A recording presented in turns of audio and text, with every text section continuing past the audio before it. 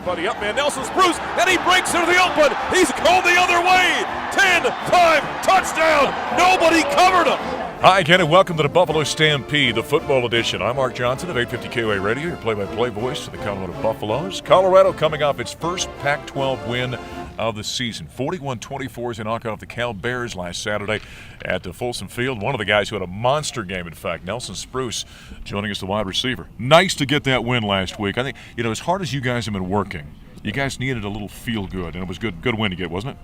Yeah, I think we've been improving every game a little by little, and it hasn't really showed up on the scoreboard, so it was nice to get a win and see, like you said, all our hard work pay off. Is it important for, especially those young guys, Nelson, as they're going through their first college experience, to finally have something tangible in their hands for all the hard work? Yeah, I think so. I think just the feeling of winning and knowing what it takes to put together a full game is something that you're not necessarily familiar with, so I think it's really important for those young guys to get that feeling. So the Buffaloes improved to 4-6 in the season, 1-6 in Pac-12 conference play. That, by the way, was the 300th victory in the history of Folsom Field, so a little history being made that day. 324 yards of offense in the first half, 24 points. Good start for the Buffaloes in that ballgame. Yeah, great start. Our coaches put together a great game plan for us that week. We knew we were going to be moving the ball through the air a lot, and we executed in all phases, and it was a great performance all around, I think. What do you think was the difference for the Buffs offensively in that ballgame? Why the quick start? I think it was just our execution, and starting fast is something we've emphasized all year. And when we're able to execute, all phases of our offense are working in sync. I think we can be a really potent offense, and I think that's what happened. Nelson with 8 catches, 140 yards in that ballgame. In fact, his second 100-yard receiving game of his career.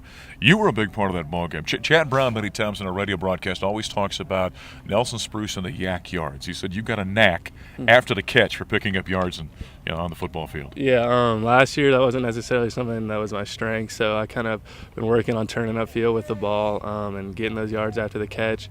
And when Stefa does such a good job of putting the ball on me, it gives me more time to work. So I think that's what we saw happen. First time the Buffaloes had 2 receivers, by the way, with 100 yards receiving in a ball game, because Pete Rich did the same thing. First time that's happened since Scotty McKnight and Marcus Seamus did it back in 2009.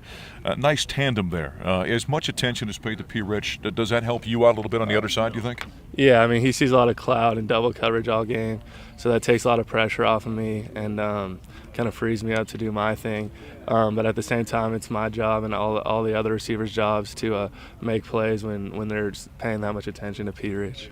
Sefo Lufau went over the 1,000-yard passing mark, as he, of course, was a mid-season starter for the Buffaloes, 364 yards and 3 touchdowns.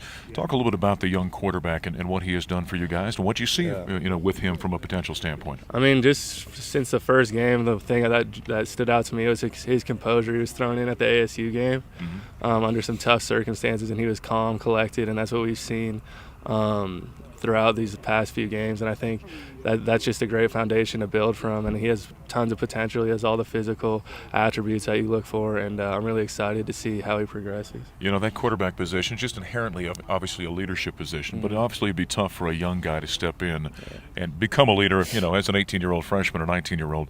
What's a Sefo Lufau huddle like? Does he take control? Yeah, like I said, the composure is a big part. From your quarterback, if he's shaky and he's nervous, you're not going to have too much confidence. But when he steps in the huddle, he takes control, and really he's calm. And I think he kind of shares his confidence with the rest of the huddle, and that's what I've really noticed. Okay, you had one of the more unique plays I think I've ever seen in 25 years of calling ball games. A kickoff return for a touchdown on an onside kick. Take us through that play a little bit. I mean, like you said, it's not something you're expecting. The ball kind of hopped up right to me, and I froze with it because you initially, onside kick, you're thinking about just getting down and securing the ball. But I saw that it hopped up to me, and the 2 guys in front of me, I think it was Derek Webb and Addison, got good blocks, and I saw the sideline open up, and I just took off, and it worked out. Yeah, the instinct tells you to go down. Yeah, right. Exactly. So what you were seeing probably belied your instincts. Yeah, I froze up for a second, but I had the time to hit the sideline. So. How about the Buffaloes this week? Now, after a nice win last week, you got USC coming to town. Obviously, I know they've had the coaching change, and there was some thought maybe that they were struggling. Ed Orgeron's done a nice job kind of riding the ship, and they still got USC athletes. A little bit about this ball game this weekend. Yeah, like you said, they've been playing really well under Orgeron. And they're always going to have great athletes. And Coach Mack has said it's going to be a physical game, so it's up to us to fly around, bring some of the energy we did last week. And if we can execute on both sides of the ball, I think should be a great game. Can a game like the Cal game this past week be a little bit of a springboard for the Buffs over the final 2 weeks of the season? Yeah, like we talked about earlier, just getting that win and getting the feeling of a win going into a big game like this, I think was really important, and just knowing what it takes to get that W. Well, he was our player of the game, in fact, on our radio broadcast, Nelson Spruce. Congratulations. Go get those Trojans this weekend. Thank you. All right, wide receiver Nelson Spruce, 140 yards receiving, that odd play, a kickoff return for a touchdown off an onside kick. It's the Buffaloes and USC at Folsom Field on Saturday. Our radio broadcast on 850 KOA, the Colorado Football Network. It's underway at 5, and then at 7:30, it's the Buffs and Trojans. For Nelson Spruce, I'm Mark Johnson. Thanks for joining us here on the Buffalo Stampede. For all things Buffaloes, make sure you check out Buffs TV at CUBuffs.com. Right now with more, here's B.G. Brooks. Hi, this is B.G. Brooks with CUBuffs.com. We've got a different angle this week. Buffs win. I repeat, Buffs win.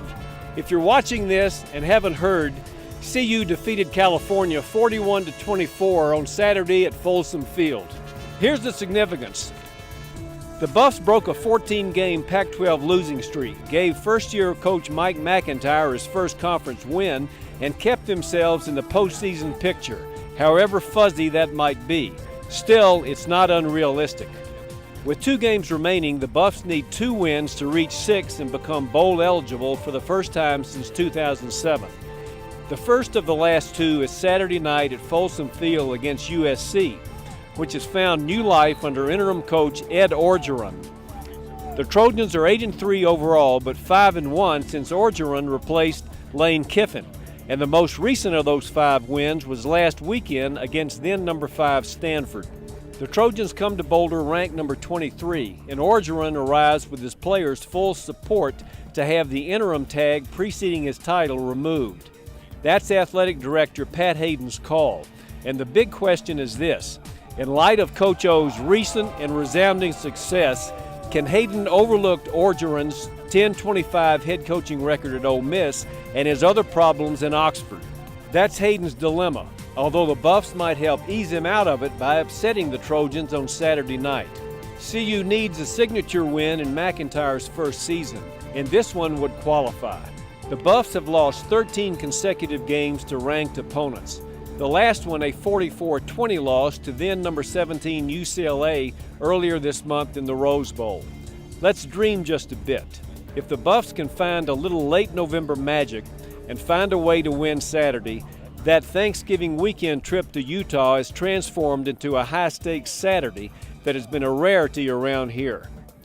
McIntyre and his staff have made progress in year 1, but there's no better way to show it than winning out.